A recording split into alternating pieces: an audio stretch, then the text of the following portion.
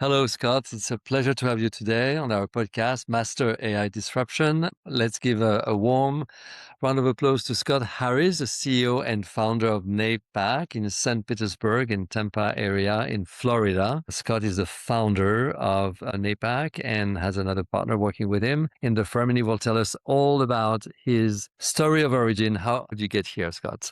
Oh, my story of origin is very long, so I'll try to keep it short as possible. But I was a general contractor for many, many years. That was my first career path, and that transitioned through an experience I had with Hurricane Charlie back in 2004. I think you and I would briefly talked about this before, and I had a terrible insurance experience. I was a young homeowner, a young father. I didn't know anything about insurance. It was my very first home, and within a couple of years, Hurricane Charlie rolls through and crushes my roof, blows out my garage doors, does incredible amount of damage. And I had just absolutely the worst experience with my insurance company. We did not get the indemnification we needed. I ended up having to put hundreds of hours of personal labor to restore the house. And I really sat back and thought about this. And I said, I cannot be the only one going through this. And realizing that I'm probably not the only one going through this, I'm wondering who can help people like me. And it didn't seem like there was an avenue for anybody to help me. So we got through it, and I decided from that point to do the very best I could to understand the insurance processes and why these type of mistakes happened and what I could do to help the industry overall. That was the initial thought. The translation was I ended up becoming a general contractor for the insurance companies, repairing their roofs, repairing their restoration projects, and repairing their claims that they had on their books. Eventually, I got hired by one of the large Florida-based national carriers, and I worked there all the way until they ended up closing the doors. And then at that point, I approached Jay, and we had a long, deep conversation about the industry, and I thought it would be a good idea to be an advocate and take all of my years of experience and knowledge and bring it to the table on behalf of the policy, on behalf of the insured, and collaboratively work with the insurance companies. We work together on everything, and that is so important. So that's my origin story right there. Wonderful. So today you have a public adjustment firm in Florida. So tell us a little bit about the firm. Which state are you in? What kind of clients do you take on? How many clients do you have? How many years in the business? Situate the business for us, please. So I think this is our fifth year going into NAPAICC. So this is our fifth year in business as a public adjustment firm. We have all kinds of clients.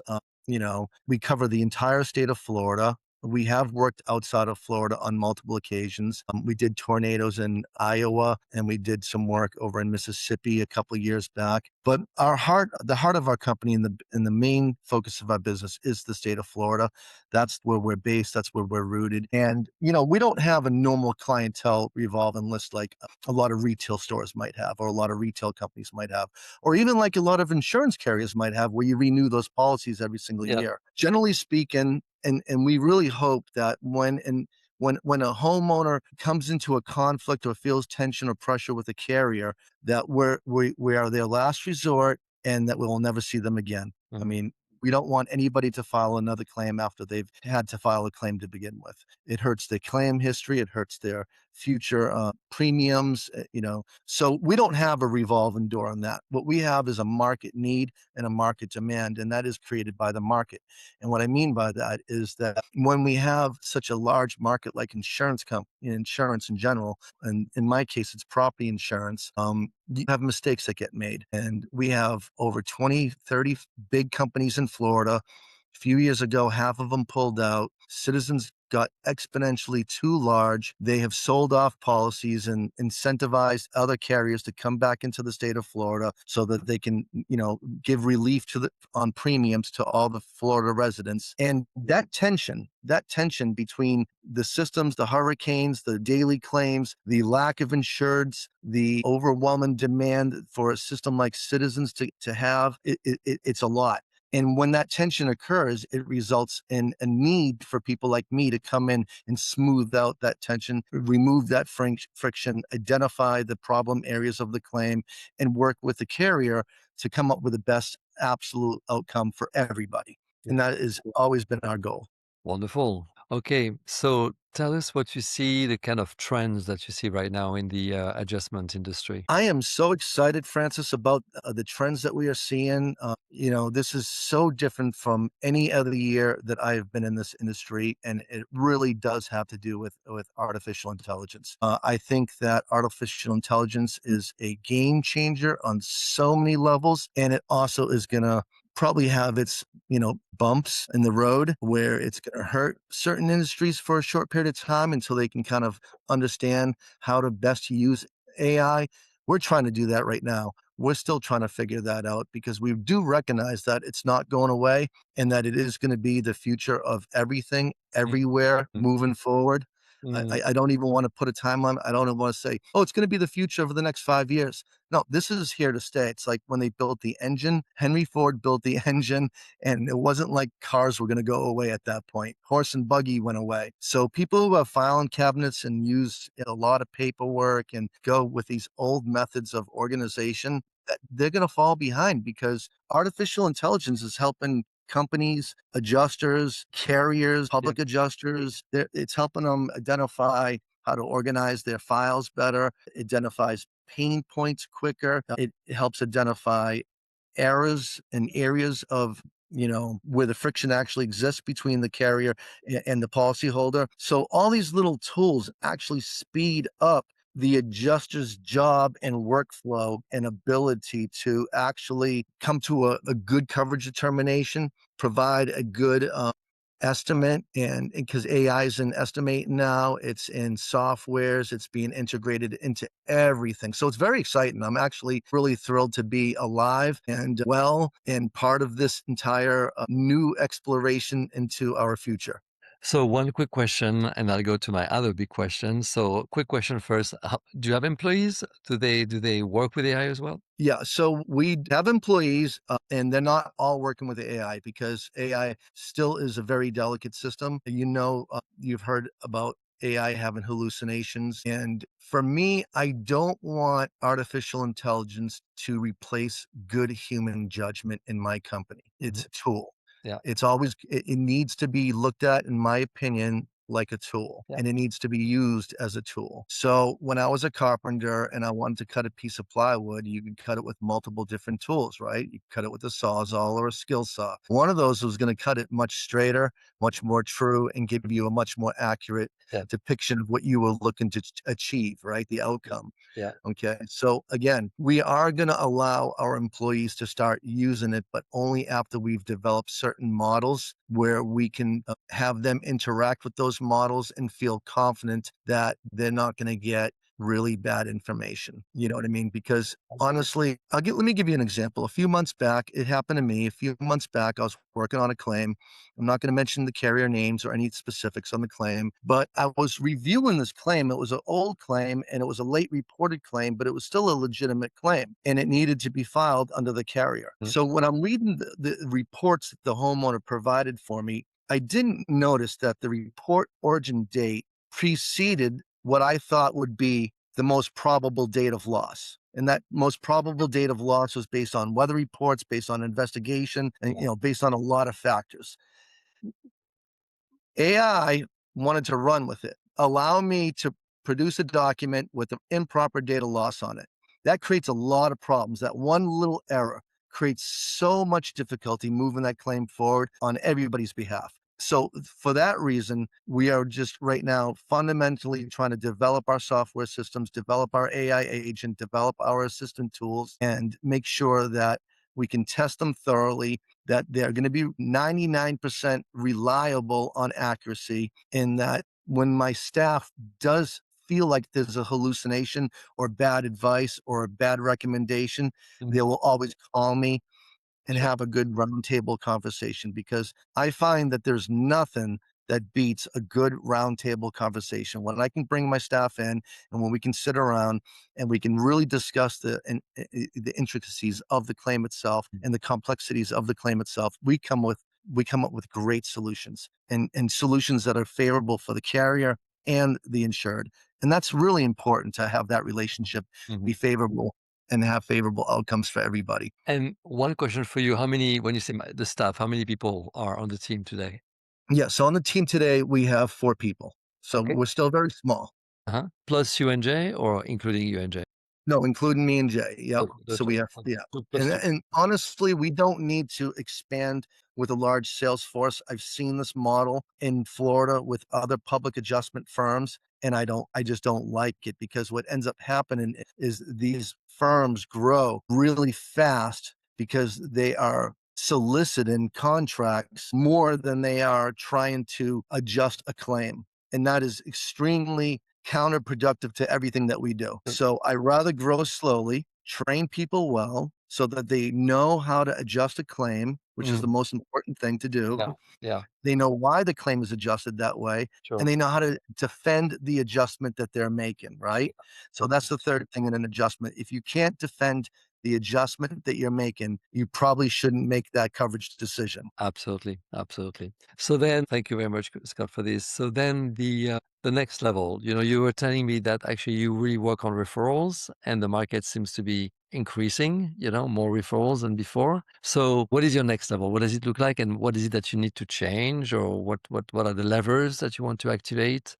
Yeah, tell us more. Yeah. So many levers I want to activate, but we have to build those levers too. Okay. So, we have dedicated primarily our focus on proving our specific model to the industry in the state of Florida. And we've done that. We have a very stable business model in Florida. We have a great reputation, which I'm so grateful for. Even inside the carrier, I believe I have a really good reputation for honesty and for integrity and for trying to uphold the claims. So our next focus is going to be multi-state for sure. Yeah. We're looking at Tennessee right now to open up another office. We're talking with someone up there that I've known for years. Again, trust. That trust factor has to be there. The competency factor has to be there. And then we're looking to move to Colorado and California as we branch out. And we're looking to do that over the next 3 years. Mm, okay. And ultimately, Hawaii would be in my focus someday. It just says it's such a dream to go work in Hawaii, right? I mean, who wouldn't want to work in Hawaii if they could? I mean, honestly, right? But right now, primarily, NAPAICC is 100% my dedicated focus, expanding this company into a multi-state. So NAPAICC is named North American Public Insurance Claims Consultants, and it's a mouthful. So that's why we shortened it down. But North America is North America. And Yeah. we really did have the vision of expanding throughout North America first. Mhm. But again, we had to prove that this would work. We had to go through a lot of pains, a lot of successes, and we've successfully navigated those areas, those issues, and we still have a fantastic vision as far as I'm concerned. Wonderful, wonderful. So then let's talk about the other side, the thing that makes us grow, the things that make us grow. So obstacles. So what do you see as obstacles on the roadmap to that next level of your company, expanding So from. that's where AI just comes back into so much excitement for me because, prior to artificial intelligence really starting to take off the last 2 years, Mhm. and my business partner is younger than me. He's at 40 years old. I'm 58. To just get, I don't mean to date myself, but there are some existential experience difference, right? So Sure. I've lived certain lives that he hasn't lived yet, right? So he's so optimistic about it. When in 2022 he's like, we got to get on AI. We got to do AI. It's not there yet. 2025, we got to get on AI. It's not there yet. Finally, I looked at it and I said, I think it's actually there yet. And it is. And it's fantastic. So the biggest obstacle I see is going to be competency. Absolutely. What And the is going to big be what? competency, I'll see. Mhm. competency. So it's so important in this field to, especially on the public adjuster side, to have a really good, well balanced knowledge of policy, code, building code, and the statutes that govern public adjusters. Those three areas are vital to become a great or good, competent public adjuster. Mm. And that's hard because you can hire somebody that can learn policy, but Mhm. they may not have the understanding of construction, Yeah, building. Yeah, yeah, sure. right? And building construction could be their weakness. You could hire someone that has wonderful experience in construction, Mm. but they're going to not be able to understand the nuances, the complexities, the intricacies of an insurance policy. Yeah. So competency on my side of the table is really important. And the reason why I was able to realize that should be a focus for any public adjuster Mhm. is because I worked for the carrier Mm, and the carrier spends a lot of money on education. I mm, think during my education period, I was in a class of 30, roughly, don't hold me to it, but I think they spent close to $40,000 just for me alone to um, train me before I would even walk into the office, sit at a mm, desk, get my mm, very first claim. And we had 30 people in the class. mm. So they invest a lot of money into education, training, competency, because they understand that bad decisions cost a lot of money one bad decision in insurance can compound over and over and over again if nobody's picking it up. Yeah. Right? So competency is so important. And how do I overcome that? Because Yep. I've seen a lot of public adjustment firms, they struggle with this core issue. They think, well, if I go to Walmart and offer someone a whole bunch of money to leave their job, Yep. they're going to be a great fit and I can just make them into whatever I want to. And they end up just selling a lot of contracts, making a lot of promises, setting a lot of bad expectations Mm, and really create a lot of frustrations and frictions within their own network, right? mm. So AI gives me a lot of hope because going back to the earlier conversation, we're able to start developing system prompts and very specific system prompts that we can now put together and start to have AI work in a very specific direction that will be an assistant to our employees. But make no mistake, no adjuster anywhere should ever try to adjust a claim using AI alone. It's actually against the law in the state of Florida, or it will be, because they're legislating against that right now. Okay, wonderful. So then, okay, so what would be, I'm giving you a magic wand. Mhm. What would be your priority? What is within your circle of influence? Okay, so you can't change governors, and you can't change, and so on and so forth. Within your circle of influence, what is it that you would change immediately from an operational standpoint? And well, I guess mostly an operational standpoint, but maybe in terms of a growth standpoint, as well. Yep. I want to go outside of both those parameters if it's okay with you. Yeah. The one thing, if I had a magic wand and I could wave my magic wand and rub that genie bottle and make a wish, the one thing in this industry that I would like to have happen is that the state of Florida be the first state to pass a law that says all insurance adjusters must have their fiduciary obligation to the policy, not to the carrier, not to the homeowner, but to the actual policy. If we could accomplish that, then I think that the direction of my business would change dramatically. The direction of claims in general would change dramatically. And I think the outcomes would be so much better on Mm, all sides of the table. mm, And I really enjoy in my job. I really enjoy in my job understanding and working with somebody on the other side to come to a better understanding of what the policy's intent actually was and how it should be applied to this particular set of circumstances. I mm, enjoy that so much. And the frustration comes when you have to deal with silly things that are not defensible, things that come across your table that you look at and they're just absolute nonsense. They're not defensible and they don't want to change direction. And then you dug in the mud, heels dug in, everybody's dug in. And that's just such a hard place to be all the time. So if my magic wand could wave and the state of Florida said all insurance adjusters are the same and they should do the same job, and that job is specifically the policy to adjust the claim according to the policy. That would be a huge game changer, not only for Florida, but I think it would spread nationwide and it would be an insurance game changer. So, question for you: is it within your circle of influence? Possibly. Okay, so let's narrow the circle of I'm working on expanding my circle of influence, but I work with a lot of attorney groups. I work with a lot of attorneys in Florida. I'm working with a few representatives in Florida as well. influence. And I've supported certain representatives in Florida who are advocates for policyholders in the past. So that is my small circle of influence. Yeah, yeah. Trying to grow that circle of influence in a very positive and healthy direction. And I think we are. I think we are. Okay, okay. So, what would be another thing that you would change, like operationally in the organization, for instance, or from the business development, like more states? What is it that you would do with your magic wand? My last thing that I would do with my magic wand, and only after I achieve the early objectives of having a multi-state presence and feeling good about the company's direction personally, and this is a personal magic wand, I would love to do international adjusting. There's need for it in different countries. And I absolutely think that the way attorneys and CEOs and power groups like insurance companies, they write these policies so magnificently. They really do. I mean, the thought process that goes into it, if you really looked at it, is absolutely outstanding. It's amazing. And the evolution of a policy Yeah. is as equally amazing. Originally 200 years ago, I think insurance kind of started when the fire in Britain occurred back in the 1800s, and it spread through London, I believe, if my historic memory serves me right. And there was great losses in businesses. I think it actually started in a bread store, and they were making bread early in the morning, and it caught fire, and half of London burned down. Wow. And they started thinking to themselves, we need to have some sort of insurance to cover Mhm. these type of large losses. Yeah. Thomas Jefferson jumped into insurance a little bit. So if you go back to the first original claim, it was based on fire.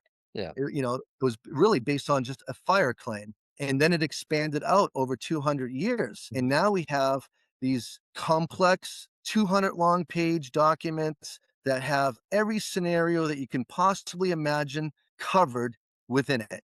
It's amazing. It really is. So So I'm growth. really interested to Yes. see how Europeans do it. I'm really interested to see how Australians do it. I would Mhm. love to see how insurance is being worked in high risk areas, like look at Israel, right? Yeah. Sure. I mean, if you I've never been, but I can only imagine. I'm just using that as a hypothetical, just pulling it out of my hat. But I mean, how does insurance work in Israel? That risk is so high over there, right? Just Oh, because you sure. never know when Yeah. something could happen. So For sure. that kind of stuff is really fascinating for me. I really enjoy it, and I enjoy talking about it. I'm sort of a insurance geek at this point. Uh-huh. Yeah. I'll Yeah. put you in contact with two people, yeah, as we discussed for Hawaii and for international. Yeah, yeah, yeah, yeah, sure. It will be a pleasure. Well, listen, Scott, thank you so very much for all the insights that you shared. I can't wait to see the progress and the evolution. Can't wait to hear more about AI at APAC, and maybe I'll see you in France. Although, I mean, So to give you a little sneak preview, what we want to do is we want to create an interactive AI agent model that yeah, initially can answer a lot of the basic homeowner yeah, questions that yeah, they have as they struggle through a claim. It's not. It's actually a tool to assist people. So yeah. when we get there, I'll circle back around to you, and I'll let you know what it looks like. It'll Okay. be very exciting. Also, Francis, if it's okay, and obviously I know you're recording, but you don't have to put this on. But I would love maybe sometime to have an interview with you. I find you to be extremely fascinating, and I have a lot of questions that I would love to ask you, but only on a different platform if that's possible. So maybe we can entertain that in the future. Which platform is it? Which platform? Do you have a podcast yourself, or what does it Yeah, call? so we started an educational podcast called the NAPAICC Insider. It's Mhm. on YouTube, and it stemmed off of our NAPAICC Insider newsletter that's on LinkedIn, which is also a very educational newsletter.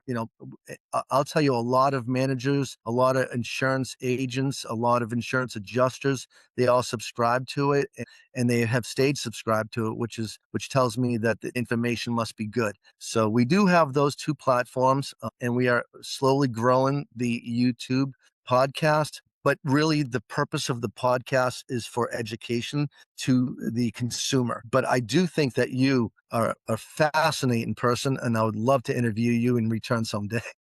Thank you, thank you, thank you. Well, we can plan that. Yes, yes, yes, sure.